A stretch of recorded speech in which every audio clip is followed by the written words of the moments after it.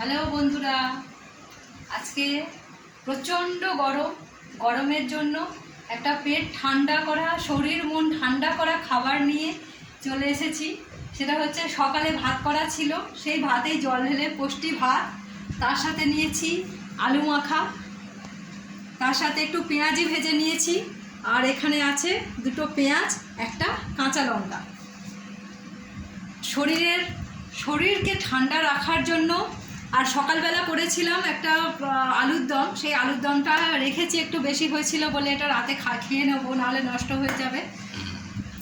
তো সকালবেলার যে তাপপ্রবাহ, সেই তাপপ্রবাহ থেকে একটু মুক্তি পাওয়ার জন্য, শরীর মনকে একটু ঠান্ডা রাখার জন্য আজকের এই মেনু নিয়ে আপনাদের সাথে শেয়ার করতে এসেছি। যদি মনে করেন, বেশিরভাগই মানুষ এখন রাত্রে করে রুটি খান, রুটিটাই পছন্দ করেন, কিন্তু এত গরমের মধ্যে রুটিটাকে একটুখানি বাইরে বার করে রেখে, রুটিটাকে একটুখানি সরিয়ে রেখে আজকে এই জল দেওয়া ভাত, তার সাথে যে মেনুগুলো দেখালাম নিয়ে এসেছি।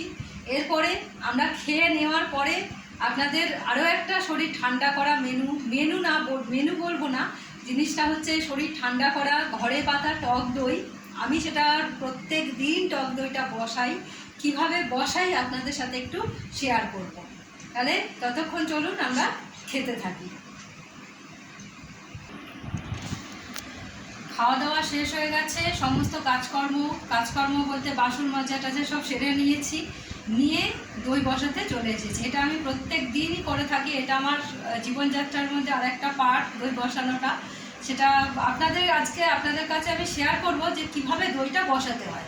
প্রথমত আপনারা মাদার ডেয়ারি দুধ দিয়েও বসাতে পারেন, গরুর দুধ দিয়েও বসাতে পারেন, কিন্তু আমি আপাতত প্যাকেট একটা দুধ কিনে এনেছি 10 টাকা দিয়ে। এই দুধ দিয়ে আমি কদিন ধরে বসাচ্ছি। আমুলের একটা 10 টাকা দিয়ে প্যাকেট এনেছি, সেই প্যাকেট আমি উষ্ণ গরম জল এখানে করে নিয়েছি। উষ্ণ গরম জলটা করে তার মধ্যে দুধটাকে ঢেলে দেব। যেহেতু আমার এটা লিকুইড দুধ নয়, গুঁড়ো দুধ, সেহেতু আমাকে জলে গুলে নিতে হচ্ছে।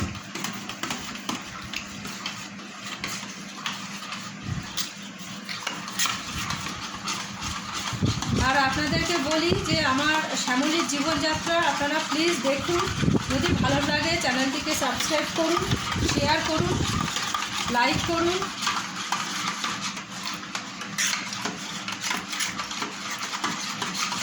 এটা ভালো করে দুধটা গুলে নেওয়ার পরে এই দুধটাকে আরও 10 মিনিট ধরে আমাকে ফোটাতে হবে। দুধটা গোলা হয়ে গেছে, দুধটাকে ভালো করে 10 মিনিট ধরে ফোটাতে হবে। ফোটানোর পরে দুধটাকে উষ্ণ করে নিতে হবে। উষ্ণ বলতে একদম মিডিয়াম, হাত দিয়ে আঙুল দিলে একদম উষ্ণ যেটা বলা হয়, সেই উষ্ণটা করে নিতে হবে। উষ্ণ গরম দুধের মধ্যে এই যে বাইরে থেকে কেনা আনা একটা 10 টাকার প্যাকেট আমি একটা বাটি কিনে এনেছিলাম টক দইয়ের জন্য। সেই টক দই আমি 2 চামচ এই উষ্ণ দুধের মধ্যে আমি মিশিয়ে দেব।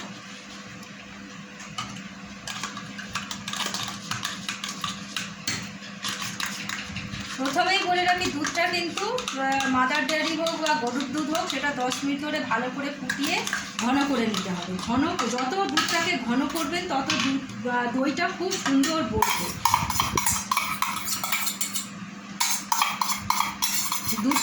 দইটা দেওয়ার আগে ভালো করে আগে ঘেঁটে দেবেন, কারণ দইটা বাইরে থেকে আনা দইটা খুব একটু শক্ত মতো থাকে, সেটা না ঘেঁটে দিলে, শক্ত বলতে ইটের মতো কোনো শক্ত নয়, একটু শক্ত থাকে।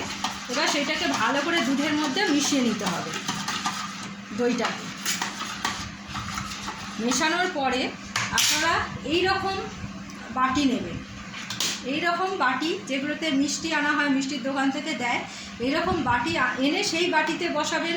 যদি পাত্র থাকে, মাটির পাত্র থাকে, তাতে বসাবেন, কাঁচের বাটিতে বসাবেন। কিন্তু এই স্টিলের যে বাটিগুলো হয়, এতে দই ঠিক মতো বসে না।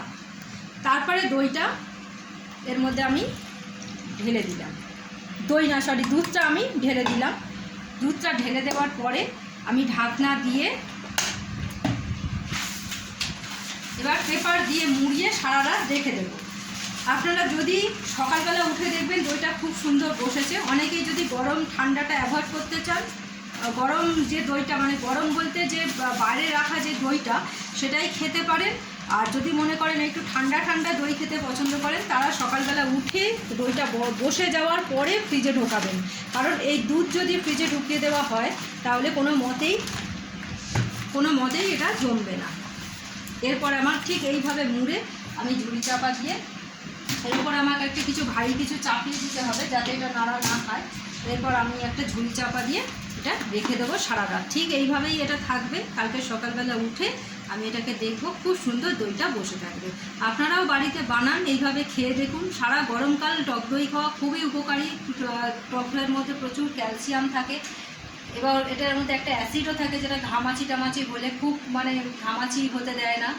আর বললামই তো ক্যালসিয়ামের প্রচুর, মানে যাদের ক্যালসিয়ামের ঘাটতি আছে তারা যদি প্রত্যেক দিন খাবার পাতে হোক সকালে হোক যদি একটু করে টক দই খেতে পারেন তার মধ্যে উপকারিতা বোধহয় আর কিছু নেই। ঠিক আছে। আর ত্বকেরও মানে আপনারা জানেন রূপচর্চার ক্ষেত্রেও দই কতটা কার্যকরী। সব মিলিয়ে মিশিয়ে আপনারা প্রত্যেক দিন টক দই পাতুন। আমার এই টক দই যদি মানে পাতা দেখে ভালো লেগে থাকে প্লিজ দেখুন, শেয়ার করুন। আজকে এইটুকুই। আবার অন্য কোনো ভিডিও নিয়ে আপনাদের সামনে এসে হাজির হব।